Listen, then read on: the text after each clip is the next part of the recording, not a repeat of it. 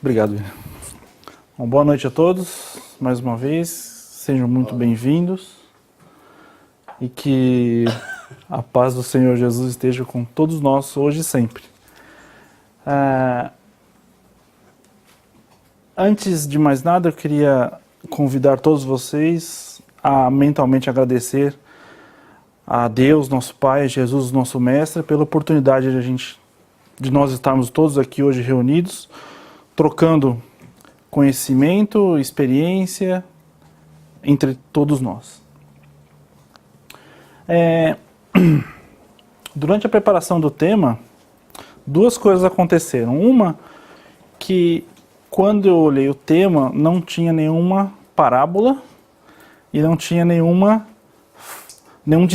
diálogo de Jesus. Eu pensei, mais simples, né? Porque sempre que tem uma parábola com aqueles termos mais da época, a gente sempre tem que pesquisar mais e trabalhar mais. Porém, a gente cai no tema, laços de família, né? Na verdade, o tema é: os laços de família são fortalecidos pela reencarnação e rompidos pela unicidade da existência, que eu resumi para laços de família, para ficar mais simples. E que é um tema que toca todos nós, todos os dias, porque todos nós estamos inseridos em uma família, seja qual configuração ela tenha. Existem diversas configurações diferentes. Existem famílias sanguíneas ou consanguíneas e famílias sem laços sanguíneos, né? De amizade, amigos, enfim. Essa foi a primeira curiosidade. A segunda curiosidade é que o plano espiritual, ele faz umas pegadinhas com a gente, né? Então, assim que eu comecei a trabalhar no tema, o plano espiritual parece que ativa, né? Liga uma chavinha que fala assim: você vai falar sobre laços de família? Você vai falar sobre família? Então nós vamos te testar. Vamos ver se você consegue, pelo menos um pouquinho, né, exercer ou vivenciar aquilo que você vai falar lá na frente. E eu tomei bomba, tá, gente? Tomei bomba bonito, né? Porque é muito difícil. Então nós vamos falar sobre o capítulo 4. Eu vou chamar de laços de família para resumir. Isso está inserido dentro do tema Ninguém Pode Ver o Reino de Deus Se Não Nascer de Novo. Ok? O título completo, vou repetir, porque lembra, a gente tem sempre que frisar que o Evangelho, ele é repetição, ele é leitura.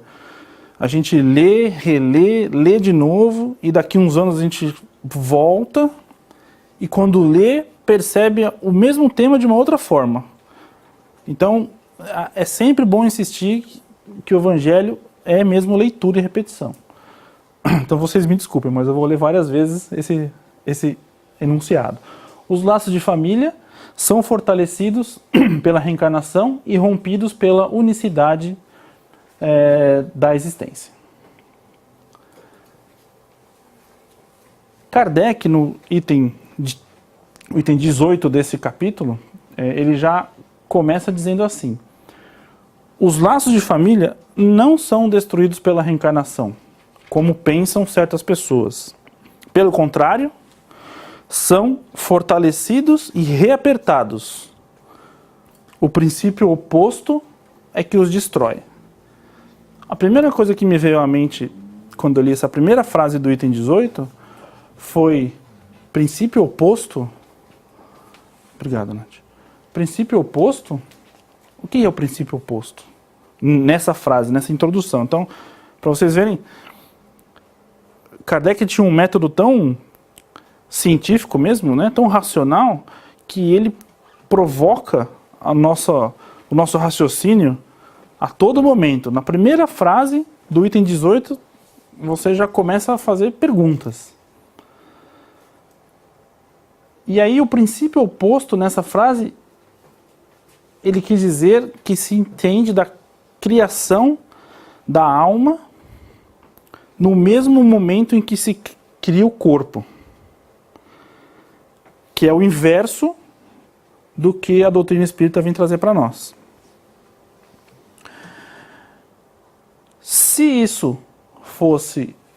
Se a alma fosse criada no mesmo momento em que o corpo é criado, então as pessoas de uma família não se conheceriam, seriam totalmente estranhas umas às outras, de um ponto de vista de histórico espiritual. E é justamente essa ideia que os espíritos, através de Kardec, vieram romper.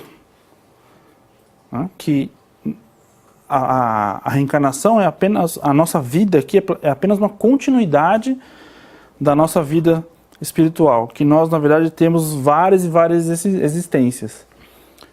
E como isso se entrelaça com a nossa família e com os seres que nós convivemos no dia a dia. Então ele continua, ainda no item 18. Agora a gente já sabe o que significa esse princípio oposto, vamos reler essa primeira frase. Então ele diz: os laços de família não são destruídos pela reencarnação, como pensam certas pessoas. Pelo contrário, são fortalecidos e reapertados. Mas por quê? Por que de tudo isso? Nós nos unimos em unidades familiares, de um ponto de vista espiritual, falando de um ponto de vista espiritual, por causa da afeição. Dentro do nosso lar, dentro do nosso convívio, nós temos perto de nós pessoas com as quais nos afeiçoamos, de uma forma ou de outra. Ou porque temos semelhanças devido a grandes diferenças, ou porque realmente somos afins. E por mais que a gente pense em evitar que isso aconteça, no fundo, por causa da lei de afinidade, dos ideais em comum, nós acabamos nos atraindo. Esses seres, né, esses espíritos, acabam se atraindo para uma convivência comum, através da unidade da família. E conforme as encarnações vão se sucedendo, seria como quando a gente volta de uma viagem. Né? Nós viajamos, ficamos distantes daquelas pessoas por um tempo, independente da duração, mas voltamos e nos encontramos novamente com aquelas pessoas. Então Kardec, nesse item 18, faz uma analogia das reencarnações e o laço o laço familiar como se fosse uma viagem. E nesse círculo familiar, ainda falando do ponto de vista espiritual, alguns membros dessa família, eles estão encarnados e outros não. Nós, enquanto encarnados, nós temos a comprovação de que o nosso vínculo com quem já passou para a pátria espiritual continua. Porque nós continuamos amando aquela pessoa que partiu da mesma forma. Sentimos falta, temos saudade e por aí vai. O inverso também é válido. Quem já está do lado de lá, quem já está na pátria espiritual, também sente a nossa falta, também nos ama. E esse é o vínculo do qual Kardec estava dizendo, é a afeição, né? Que ele vem colocar nesse trecho abaixo. Os espíritos formam no espaço grupos ou famílias, unidos pela afeição, pela simpatia e a semelhança de inclinações. Esses espíritos, felizes de estarem juntos, procuram-se. A encarnação só os separa momentaneamente, pois que uma vez retornando à erraticidade, eles eles se reencontram como amigos de volta de uma viagem. Muitas vezes eles seguem juntos na encarnação, reunindo-se numa mesma família ou num mesmo círculo. Veja bem que Kardec aqui através dos espíritos, não está falando apenas de família consanguínea, né? Ele deixa nas entrelinhas, quando ele diz que eles reúnem-se numa mesma família ou num mesmo círculo. Ou seja, não estamos falando apenas de vínculo sanguíneo. E trabalham juntos para o seu progresso comum, porque são seres que se afeiçoam. Então, uns ajudam os outros na caminhada. O William falou para nós aqui no começo que alguns espíritos caminham mais rápido do que outros. E alguns demoram um pouco mais. Porém, numa família, tanto terrena quanto espiritual, os que conseguem ir mais rápido sempre estão disponíveis para ajudar aqueles que são um pouco mais, têm os passos um pouco menores, digamos assim. Se uns estão encarnados e outros não, continuarão unidos pelo pensamento, que foi o que a gente acabou de falar. O pensamento sempre está ligando os encarnados e os desencarnados numa via de mão dupla. De quem está aqui, está sempre ligado com quem já partiu para a pátria espiritual e quem está lá ligado com quem está aqui. Os que estão livres velam pelos cativos. O que isso significa? Os que estão livres do corpo material, os que já estão no mundo espiritual. Velam, cuidam pelos cativos. Quem são os cativos? Nós, aqui que estamos presos no corpo material. Na encarnação, na nossa encarnação. Os mais adiantados procurando fazer progredir os retardatários. E após cada existência terão dado mais um passo na senda da perfeição.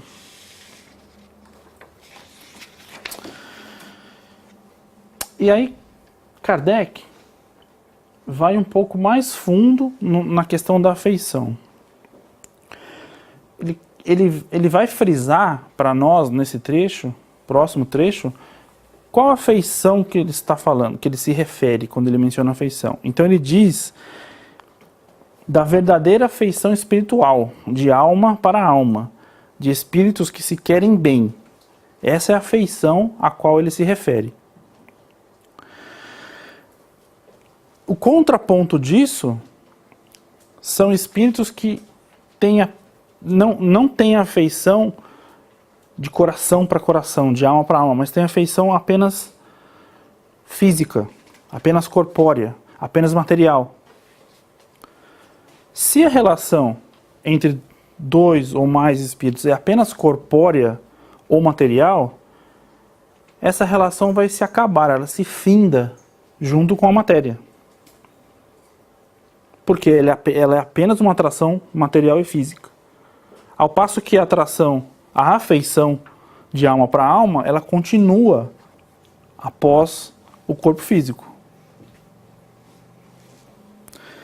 Então, ele vem falar exatamente isso nesse ponto. Entenda-se bem que se trata aqui da verdadeira afeição espiritual, de alma para alma. A única que sobrevive à destruição do corpo, pois os seres que se unem na Terra apenas pelos sentidos não têm nenhum motivo para se preocuparem no mundo dos espíritos, para se preocuparem uns com os outros. Só são duráveis as afeições espirituais. As afeições carnais extinguem-se com a causa que as provocou, ou seja, a carne.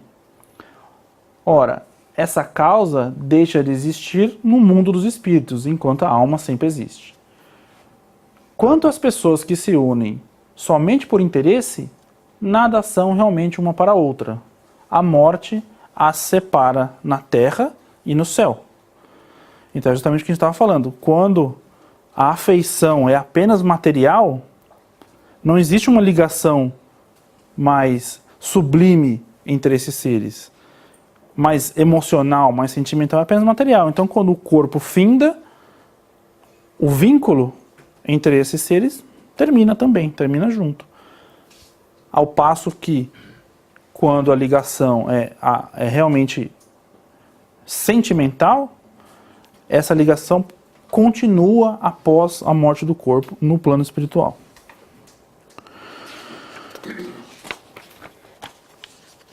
Bom, então as famílias, os grupos, os círculos vão se formar sempre entre pessoas que têm as mesmas afinidades, as mesmas vontades, as mesmas inclinações, não é verdade?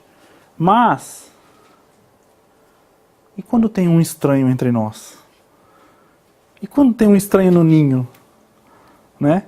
A gente nunca ouviu falar assim, nossa, a mãe criou o fulano e o ciclano exatamente igual, mas parece que um foi achado, né? Não absorveu, pensa diferente, tem outras aptidões. Entre irmãos, inclusive, às vezes até tem comentários assim que falam, não, a mamãe achou você no lixo. Né? Uma forma de expressar que as pessoas são diferentes, mas não seria uma contradição? Mas Kardec vem socorrer, né, esse tipo de pensamento, e ele diz o seguinte: sim, a união e a afeição entre parentes indicam a simpatia anterior que as aproximou agora. Por isso, disse de uma pessoa cujo caráter, cujos gostos e inclinações nada tem de comum com um dos parentes, que ela não pertence à família. É o estranho no ninho.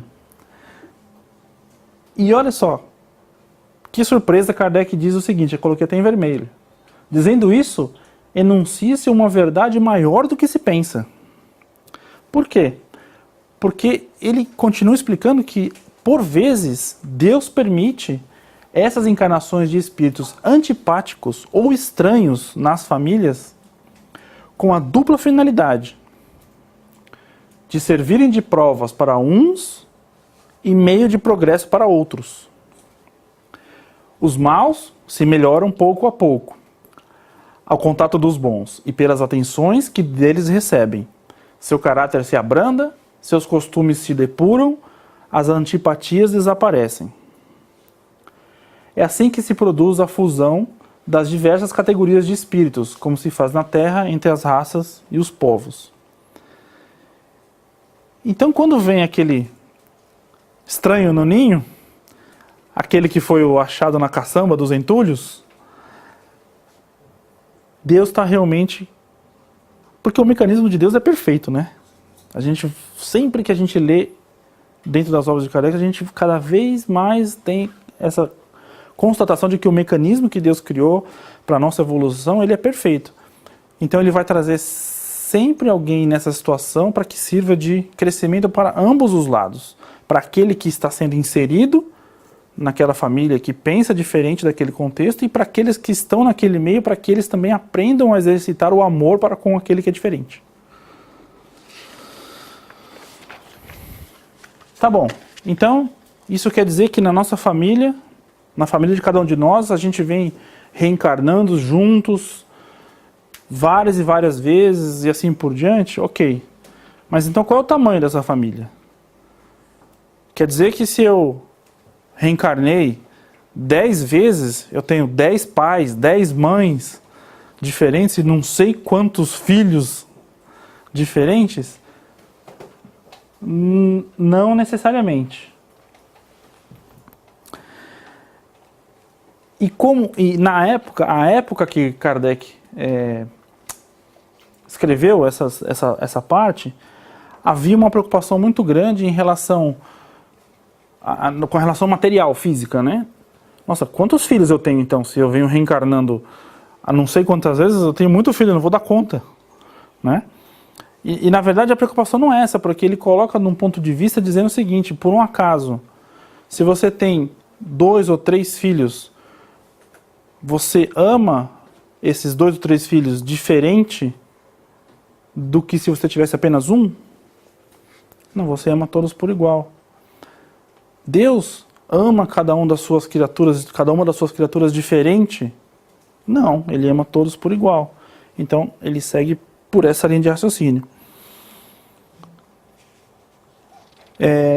E repete no final, na última frase, que uma pessoa sempre encontrará os mesmos que foram objetos de sua afeição, que lhe estiveram ligados na terra, por diversas maneiras e talvez pelas mesmas maneiras.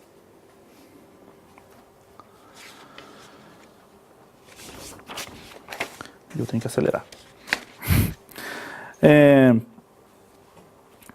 No item 21, que é o próximo, ele vai falar o seguinte: mas o que acontece com a crença que diz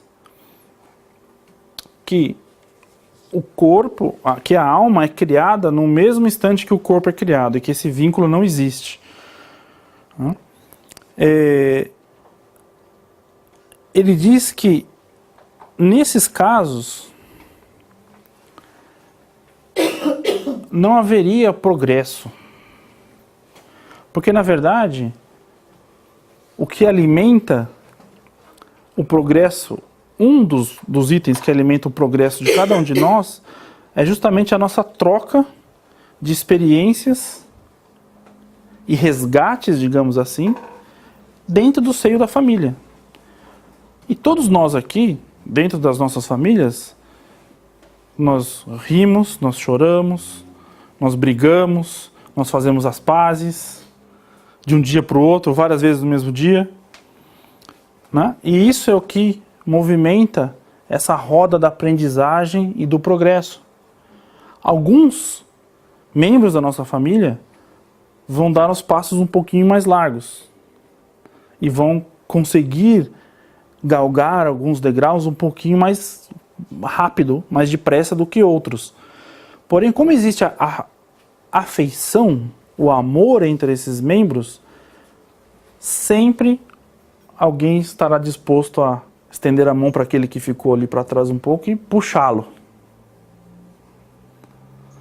Então, Kardec coloca que, na verdade, não existe uma ligação entre seres numa mesma família sem que haja um propósito, sem que haja um objetivo. E eu não estou falando de determinismo nem de fatalidade, mas um propósito de aprendizagem e de crescimento para aqueles espíritos que estão encarnados ali naquele meio, que fazem parte daquele grupo.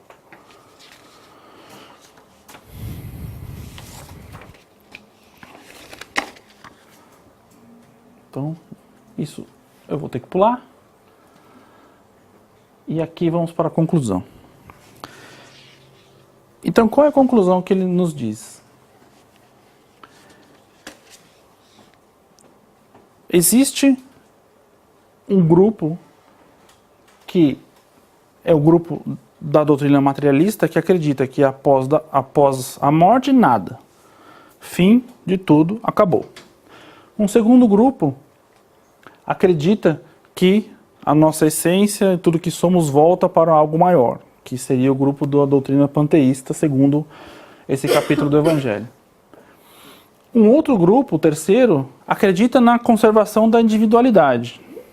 Porém, cada pessoa, cada membro daquela família vai para um lugar, ou vai receber aquilo de acordo com seus atos.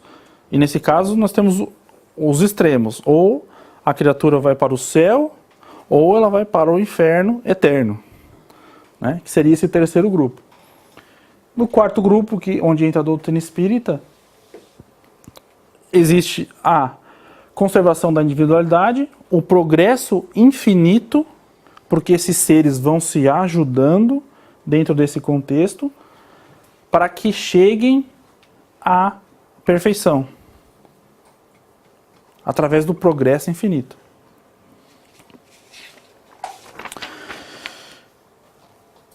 E aí ele conclui: de acordo com as dois primeiros grupos, os laços de família são rompidos pela morte e não há nenhuma esperança de se reencontrarem. No terceiro grupo, há a possibilidade de se reverem, desde que eles estejam no mesmo meio, ou no céu ou no inferno. E na quarta, que é a pluralidade das existências, que é inseparável do progresso gradual, existe a certeza da continuidade das relações entre os que se amam. E é isso que constitui a verdadeira família. Então, voltando ao que a gente disse lá no início, o que o Espiritismo vem trazer para nós é que a verdadeira família não é só restrita aos laços sanguíneos. Ela é restrita às pessoas com as quais nós temos afeição no dia a dia. E essa pessoa, ela pode vir ela pode ser um parente próximo ou não. Isso é muito importante nos dias de hoje, onde a gente tem que repensar a questão do termo família. Porque a família tem várias configurações diferentes.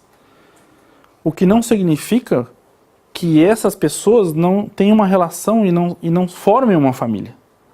Porque o denominador comum entre essas pessoas é o amor e a afeição que existe entre elas. E eu deixo vocês com essa frase de São Luís, que está no Evangelho segundo o Espiritismo, capítulo 13, que a mão esquerda não saiba o que faz a direita, nas instruções dos Espíritos, os órfãos. Ele diz: meus amigos, se conhecesseis todos os laços que na vida presente vos ligam às existências anteriores, se pudesseis abarcar a multiplicidade das relações que aproximam os seres uns dos outros para o seu mútuo progresso, admiraríeis muito melhor a sabedoria e a bondade do Criador, que vos permite reviver para chegardes a Ele. Muito obrigado. Vamos então, agora, fechando nossos olhos materiais e solicitando a Deus, nosso Pai, Jesus, nosso Mestre,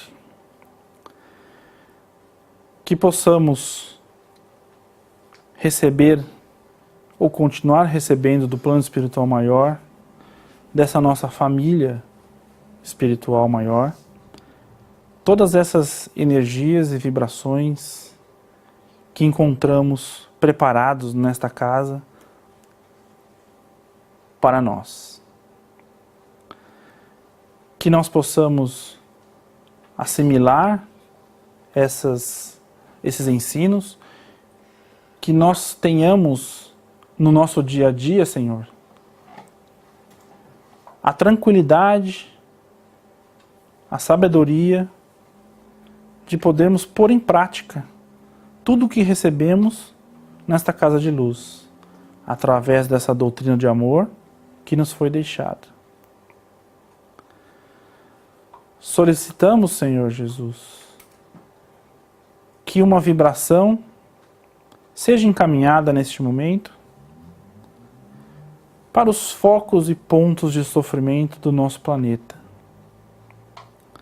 Que as pessoas que se encontram, que os queridos irmãos que se encontram neste momento em leitos de hospital, que se encontram em asilos, que se encontram doentes, possam receber neste momento a sua bênção. Assim como aqueles que se sentem menosprezados, abandonados, aqueles que se encontram em presídios, que possam receber, Senhor, o seu alívio, o seu amor.